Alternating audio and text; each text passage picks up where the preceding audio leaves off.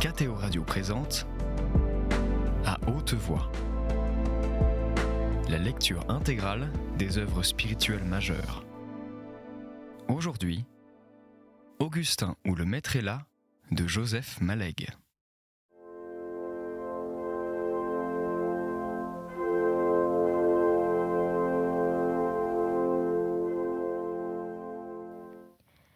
La pianiste décrivit sans partition, avec une magnifique certitude de grande professionnelle, ses multiples hachures et sa longue complexité ardente. Augustin vit Anne quitter le piano, glisser de son joli pas flexible et continu, se blottir près de sa tante, et l'une et l'autre se parler tout bas. C'était une rhapsodie hongroise de Liszt, présentée seule, directe et initiaux. Ces thèmes collectifs et populaires n'eussent rien fourni à ces rêveries que le plein air, la vie nomade, les perdus galops de chasseurs effrénés, du lait aigre, des fumées de camp, des rythmes de farouches danseurs. Mais il naissait après des orages passionnés dont la mélodie ne gardait rien qu'un contre-coup d'exaltation et de lassitude, un désir de paix et d'oubli. On ne savait quels orages. C'était le secret de la musique. Peut-être eût-on pu voir plus net, peut-être y était-on convié. Augustin préféra l'émotion inéclairée. Il se sentit frère de celui qui, pour reposer son âme tourmentée, avait choisi ce rond de tente dans les steppes, ces chœurs de danse villageoise, cette insouciance nomade, ces simples et sauvages amours. C'était leur contraste avec de hauts bonheurs impossibles qui donnaient précisément à ces liesses immédiates, simplettes et sans désir, une valeur de consolation, absente de leur nature et qu'elles n'eussent d'elles-mêmes jamais eue. Grand mystère que de simples vibrations d'air fissent des sons. Merveille non moins grande et jamais expliquée que toute cette profonde sincérité renonçante put suinter de sourds demi-tons très monotones, de sonorités paysannes et mates, sans variété ni richesse, semblables à des frappements de bois pleins de platitude, de furie et de rythmes suants. Cette suggestion d'apaisement fut douce à Augustin, pareille à une descente sur un courant sans secousse, à une poussée de larmes sans sanglots. Une fois encore, la musique fouillait dans son cœur. Non son cœur actuel, mais celui qu'il aurait un jour. En devance, elle laissait entrevoir il ne savait quel lointain apaisé. Il était déjà bien beau qu'elle pût lui faire accepter l'idée qu'à une date fort brumeuse de l'avenir, un changement possible pouvait frapper l'un de ses grands amours d'une force d'éternité. Elle ne la rendait, au surplus, tolérable que parce qu'elle prolongeait un de ses aspects actuels, le désir d'effacement, l'abnégation, le dévouement muet, qu'elle l'inondait d'attendrissement sur lui-même, qu'elle lui présentait, transition insidieuse, un apaisement crépusculaire aussi poétique, aussi riche d'âme que le plein soleil de son amour. Par mutation brusque ou subie, tournant dans son vol, la musique changea. Elle cessa de jouer sur ses fibres sensibles et s'en fut ailleurs. Il en fut heureux. Il était grand temps qu'il s'occupât d'arranger ses yeux. Il avait abondamment, ridiculement pleuré, avec un manque de maîtrise sur lui dont il avait honte. Il avait pleuré de bonheur, pleuré d'abandon, pleuré de renoncement, pleuré d'apaisement et d'oubli, pleuré de tout. Le danger d'être découvert le pénétrait d'une confusion infinie. Il n'écouta plus, s'en fut chez lui, pensa à des choses calmes, aux siens, à Christine, à l'enfant malade, aux détails de ses prosaïques jours. Il entendit les dernières notes. Elles arrivèrent séparées, distinctes, comme au début, mais conclusives cette fois, et d'un sentiment rendu inintelligible par tout ce qu'il n'avait pas écouté. Les auditeurs se levèrent, et la lumière reconquit l'espace, remontant par saut inverse les degrés qu'elle avait descendus. Ceux qui retombaient au réel, après ces explorations de l'imaginaire, retrouvaient l'identité des occupations suspendues, leurs habits de tous les jours, le même jardin à bêcher, mais non pas Augustin. Ces grandes crises d'un univers de passion et d'orage étaient son réel à lui. Ce qu'il revoyait dans l'état où il l'avait laissé, c'était sa vie transformée, l'imprévisibilité de son avenir et pour le présent un mélange consolidé de chaos et de certitude. Il tremblait que le rouge de ses paupières ne se vît. Vers le fond du salon, la porte s'ouvrit et le maître d'hôtel qui avait attendu la fin de la musique parut, portant des verres de citronnade. Monsieur Henri Desgresses dit simplement « Merci, mademoiselle ». À quoi il joignit, montrant les fenêtres ouvertes sur la nuit. Les salles de concert faussent la musique. Il faut des cadres comme celui-ci. Monseigneur Herzog, avouant avec ingénuité, comme on aimerait que ces grands musiciens nous disent les sentiments qu'ils portaient dans leur cœur. Il répondit « S'il le pouvait, il n'y aurait pas besoin de musique », d'un ton froid et assez sombre, qui venant de lui sonnait, sans qu'il le voulût le moins du monde, comme un ton de maître à subordonner. Peut-être n'était-ce aussi qu'émotion réfrénée et désir momentané de se sentir seul. Tous parlaient, d'ailleurs assez bas, avec des hésitations, des brièvetés, des silences.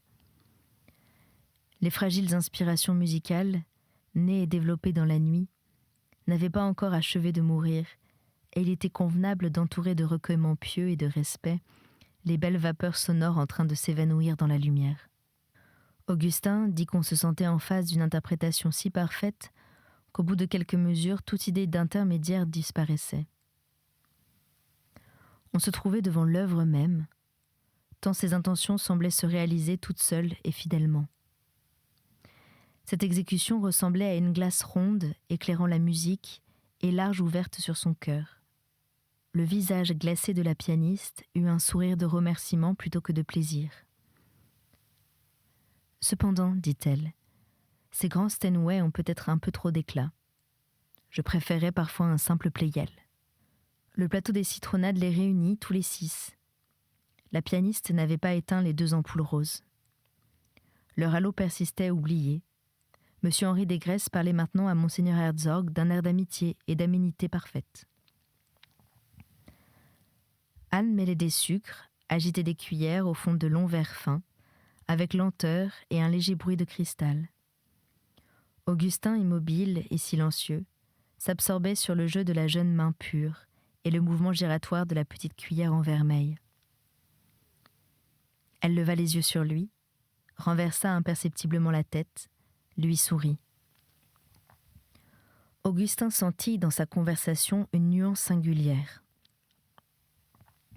C'était bien cette familiarité douce et riante qu'elle lui avait déjà montrée depuis le début du dîner. Mais il s'y ajoutait une sorte de timidité heureuse tout à fait imprévue, très différente de cette fine réserve glaçante de leur première relation, pleine de naturel et d'amitié. Belle avec simplicité, indifférence et presque par surcroît, sa beauté, comme l'interprétation musicale de tout à l'heure, n'était que l'ouverture limpide par laquelle on regardait son âme. Il mettait à écouter une précision attentive, une docilité grave, soumise et forcenée, muette, et pareille aux eaux profondes qui ne se révèlent que par des verdures, et elle l'acceptait. D'ailleurs, toutes ses réponses à lui restaient admirablement simples, calculées, réfléchies, et comme il se l'était dit à lui-même, camarade. Peut-être eût-il été sage aussi d'amollir cette tension du regard, la fixité dont il buvait ses gestes, et de ne pas croire suffisante la discrétion qu'il mettait à maintenir ses ardents yeux tristes, le plus souvent possible au-dessous des siens.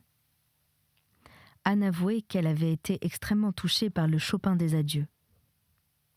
Elle dit « Ce long duo qu'est cet adieu, ce dialogue des 2 cœurs qui se séparent. » Augustin fut frappé de cette impression.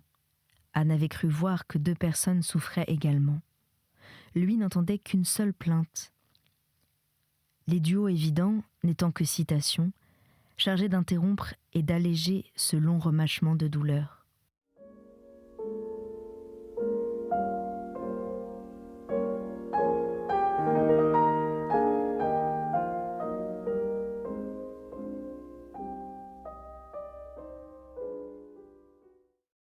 Anne avait souffert avec sa sympathie. Lui souffrait pour son compte. Cela faisait la différence. Son interprétation était comme elle, tendre et fraîche, et ainsi qu'il l'avait jugée jadis de sa pensée, gracile comme un corps d'enfant. Il se trouvait admirablement placé pour observer en lui un fait jamais produit encore dans cette intensité. Le phénomène des deux paroles, la conversation sur deux registres, celui des mots réellement prononcés, visibles et sortant des lèvres, et le profond murmure des phrases intérieures. « J'ai cru à une plainte unique », disait sa conversation claire. « J'ai tiré à moi toute la couverture, j'ai senti en égoïste comme ceux qui ne partagent pas. » Elle s'immobilisa une seconde. « Ah !» sourit-elle. « C'est plus profond. » Elle accepta une rectification identique pour la rhapsodie de Liszt, n'ayant pas deviné les orages passionnés qui précédaient la chanson des steppes. « Il faudra que nous réentendions tout cela, dit-elle, et de ce nous le brûler au cœur. » Confuse et riante, elle fit allusion au conciliabule tenu pendant l'exécution de Liszt.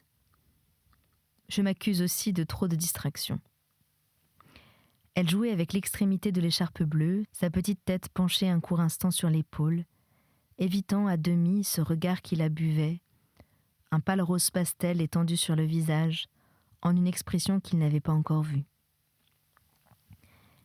Mais la voix intérieure parlait, sur d'autres timbres. « Mademoiselle Anne est mon amie, peut-être faudrait-il que vous soyez moins douce, moins ravissante et moins bonne à la fois, afin que tout cela soit moins difficile pour moi. » Monsieur Henri Desgresses montrait à la pianiste cette déférence qu'il avait pour tout technicien sachant son métier, jointe à la séduction incherchée de son aménité autoritaire. « Ces préludes, disait-il, sont sans doute ceux qui furent écrits à la chartreuse de Valdemosa. » Augustin n'avait plus qu'une pensée dont la préoccupation grandit à mesure que s'approchait l'adieu. Tous les mots, tous les gestes d'Anne, tous les timbres de sa voix, s'en emparaient comme dans la pureté de l'état naissant, à la seconde même où il les entendait, en gardaient non le souvenir mais la sensation prolongée, ainsi qu'il avait fait pour le contact de sa main, s'en retourner seul avec eux, les yeux fermés. Le valet de pied, à touche paysanne, annonça que la voiture était avancée. Il était bien plus tard que l'heure à laquelle Augustin avait prié qu'on voulût bien le ramener. Debout dans cette conversation hachée et précaire des départs, il crut voir qu'on ne lui demandait pas, comme jusqu'alors, de revenir. Il souffrit violemment, domina sa souffrance, se dit que devant cette hospitalité amie, une nouvelle visite était heureusement plus qu'une obligation de forme.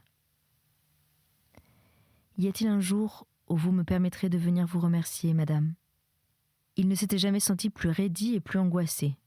« Oh, mais naturellement, quand vous voudrez, fit-elle. » Et son expression lui rappela celle de sa prise de congé d'après le déjeuner. Un demi-sourire qu'Augustin connaissait bien, où sa royauté mondaine se mélangeait de pénétration, d'amusement et d'esprit. Le fléchissement de grâce, l'exquise, l'imperceptible offrande qu'il connaissait bien aussi, était réservé au haut seigneur calme, debout près d'elle. « Mais revenez vite. Outre le plaisir que nous en aurons, Monseigneur Herzog et mon beau-frère partent dans très peu de jours. Nous les suivons, et vous risqueriez de ne revoir personne jusqu'à la mi-octobre. » Augustin partit dans ce coup de vent glacé. Lorsqu'elles traversèrent avec lui le grand vestibule, on leur tendit à toutes deux des vêtements légers ressemblant à des manteaux de tourisme et de montagne, où elles se blottirent avec la même rétractation frileuse. Elles s'avancèrent sur le perron, face à la nuit. Ce vêtement changeait Anne, haute, libre, sportive, d'une patricienne et rêveuse élégance, elle semblait debout sur la terrasse d'un hôtel d'altitude donnant sur des glaciers. Beaucoup plus bas, au pied de balustres et de marches courbes, une longue voiture attendait. Éclairant l'ensemble des pelouses, les façades et les premiers développements du parc, repoussés çà et là par des noirs vigoureux et impénétrables, faussant toutes les valeurs, la lumière fixe et dédorée de la pleine lune s'étalait devant leurs yeux comme une sorte de jour. Ce qui frappait était le prodigieux silence, l'absence presque totale de détails, cette psychologie de somnolence et ce paysage de léthargie. Un coin-coin métallique de canards et de quelques autres bêtes sauvages s'entendit du côté des étangs. Un souffle à peu près continu, très lointain, perceptible si on y faisait attention, devait passer ou naître sur les bois, seule chose qui pouvait bruire. Anne se prit à murmurer « Come to the window, sweet is the night air », sans fixer les yeux sur personne, soit qu'elle choisit de ne rien préciser dans cette vapeur de songe, d'émotion et de désir où l'avait jeté la musique, soit qu'elle préféra ne pas distinguer ce soir entre les trois qui étaient là et fermer les yeux devant l'obscure douceur uniforme montant de leur triple et différente amitié. Augustin acheva la citation de Shelley, sans regarder quoi que ce fût, comme elle-même l'avait fait. La poésie modela l'amplitude de la nuit en embrasures de fenêtres et coins de feu. Il eut un geste de modestie quelconque devant le compliment de Madame Desgrais et Sablon. « Monsieur Méridier, c'est à peu près toute chose, je crois. » Il se tenait découvert, immobile, son manteau mis, étranglé par l'adieu, mais terrifié aussi de se deviner lié à Anne, par-dessous ces silences, en une violente émotion commune, dont nul autre qu'eux-mêmes n'était confident. « Savez-vous ce que vous devriez faire ?» dit Madame Desgrais et Sablon. « Passez par l'allée des étangs. Allez y voir le reflet de la pleine lune. Il est d'un romantisme qui vous ravira. Vous aussi, Henri. Ou plutôt, allez-y exprès et revenez-en. » « Et vous aussi, dit Anne en l'entourant de son bras.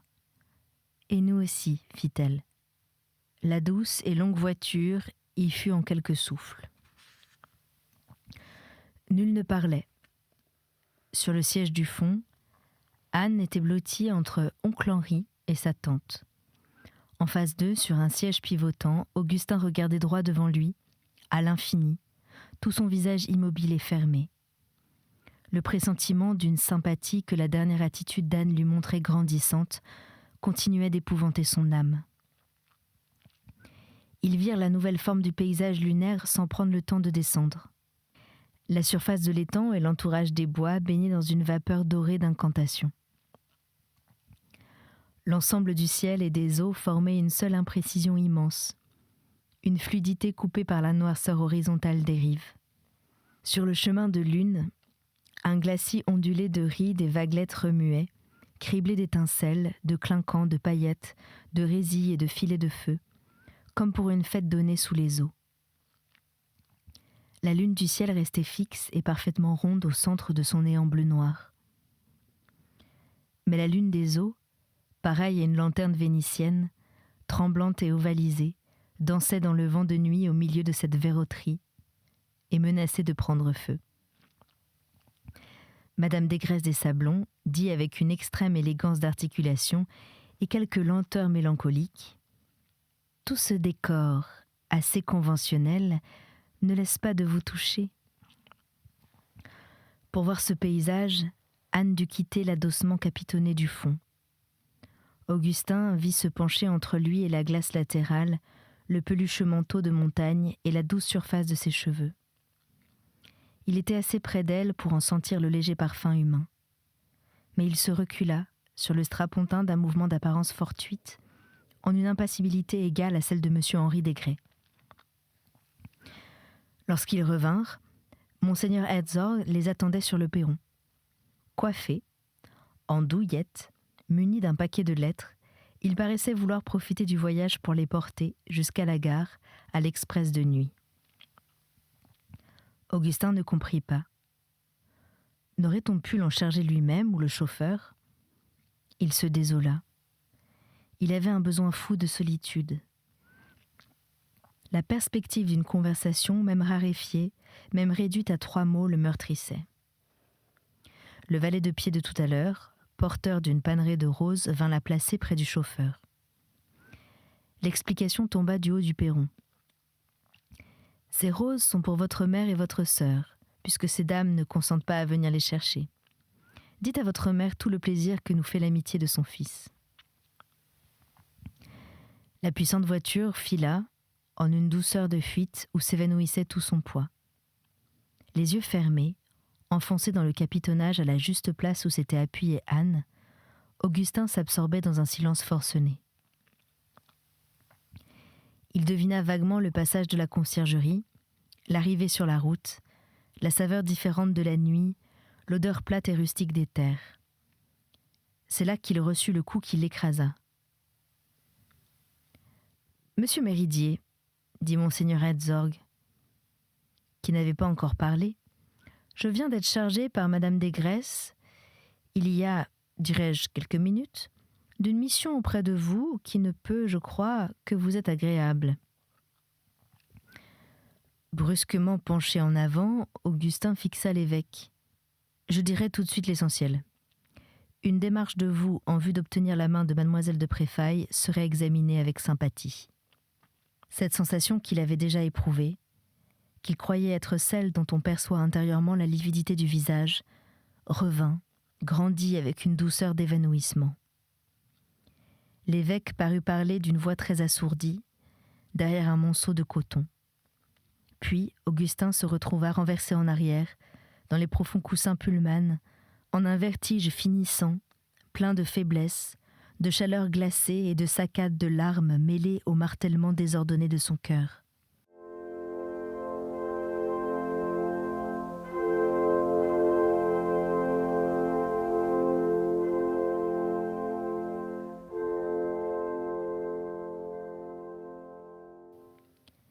La pensée du chauffeur le traversa en éclairs, mais entre lui et l'intérieur de la voiture, une haute cloison capitonnée, porteuse d'épaisses glaces coulissantes, le rassura.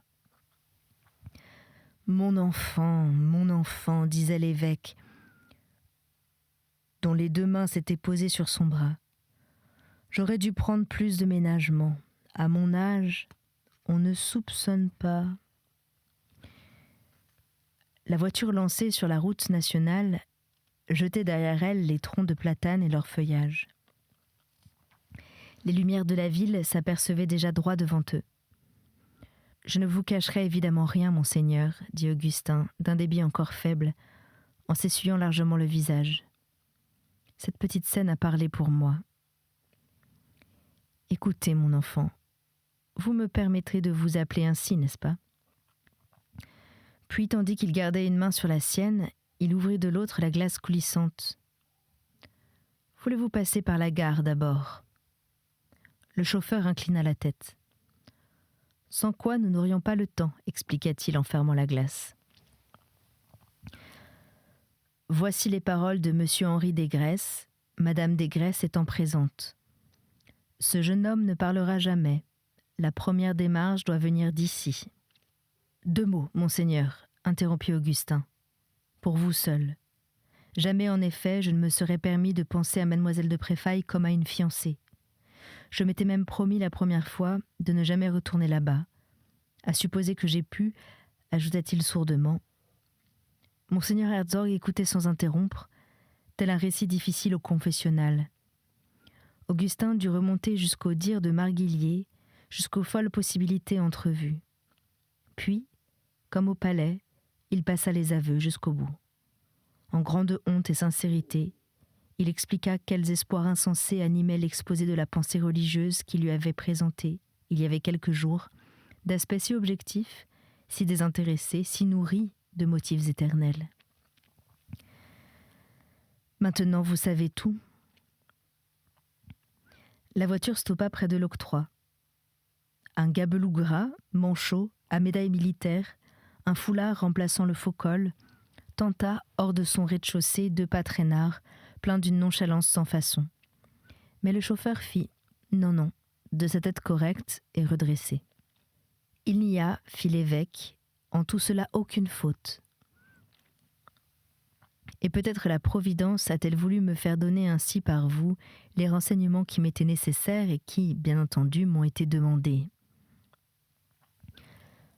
Voici la phrase de mademoiselle de Préfailles que je vous rapporte fidèlement, telle qu'elle a été prononcée il y a bien peu. Il chercha l'unité de mesure. Heure était beaucoup trop long. Minute indiquait trop visiblement les causeries sur le canapé durant la musique. Il se borda bien peu de temps. « Je n'ai pas de raison, a-t-elle dit, de cacher mes sentiments. Cependant, j'ai besoin de causer avec M. Méridier souvent, longtemps. Je veux le connaître. Je déciderai après. Vous n'êtes donc pas autorisé à penser à elle comme à une fiancée. » La voiture ralentissait sur le cailloutis roulé qui servait de pavé à la petite ville. Elle longea des maisons sombres, des boutiques aux volets clos et les premiers déballages pour la foire du lendemain. Augustin leva le bras avec quelque chose qui ressemblait à du désespoir. « Je vous supplie de dire, monseigneur, tout ce que vous savez de moi. C'est si simple. Vous me connaissez comme moi-même. En dehors de mes travaux, de mes réalisations de carrière, il n'y a rien en moi, avec une pudeur lourde à remuer, aucun secret, aucune vie seconde, rien que ma famille, que les miens, et que mon attachement passionné. » Il trouvait intolérable de dire « mon amour ». Au point de vue religieux, dit-il, à voix sourde, qu'on ait pitié de ma bonne volonté. Avec cette gravité que les laïcs prennent pour du solennel et qui n'est qu'évaluation des responsabilités faites aux mesures religieuses. « J'ai attesté, mon enfant, dit l'évêque, la parfaite honorabilité de votre âme et la permanence de vos recherches de Dieu. » Le chauffeur prit les lettres, s'en fut à la boîte, dont il souleva le couvercle d'une dédaigneuse main gantée. Des omnibus d'hôtel attendaient. 2 hommes, tenant chacun en main une poignée de malles, barrèrent la largeur d'une porte de leur maladresse instantanée. Un paysan à blouse gonflée comptait des sous dans sa main. Des gens tournant le dos à la gare apportèrent cette curiosité flemmarde et bon enfant dont ils regardent les voitures de très haut luxe. « C'est ça qu'on appelle la Rolls-Royce ?»« Sûr, t'as qu'à voir le capot, » dit l'autre, renseigné. Ainsi servi, le nom exotique ressembla à une viande rare, préparée à la sauce au vin et aux frites, dans une auberge du pays. Les phares balayant de nouveau toute la longueur de l'avenue, firent sortir de l'ombre des squelettes de tentes et des carrioles de forains. « Monseigneur, je vous rappellerai un mot de l'Argilier au moment de mes plus tristes doutes. Dieu ne laisse pas sans secours nos bonnes volontés. Il enverrait plutôt un ange. » Il refréna toute assimilation avec celle qui voulait le connaître et déciderait après. L'assimilation était là cependant, au bout de sa perspective, l'attirant comme un astre inconnu. « J'ai le désir de passer toute ma nuit en prière. Je sens la sourde présence et la terreur de Dieu. » C'était À haute voix, une émission de KTO Radio. Aujourd'hui, Augustin ou le maître est là de Joseph Malègue. Lecture, Anne-Céline Pellarini. Captation et réalisation, Aymeric Plouminec et Thibaut Dagalier. Une émission disponible en podcast sur ktoradio.com et sur l'application KTO Radio.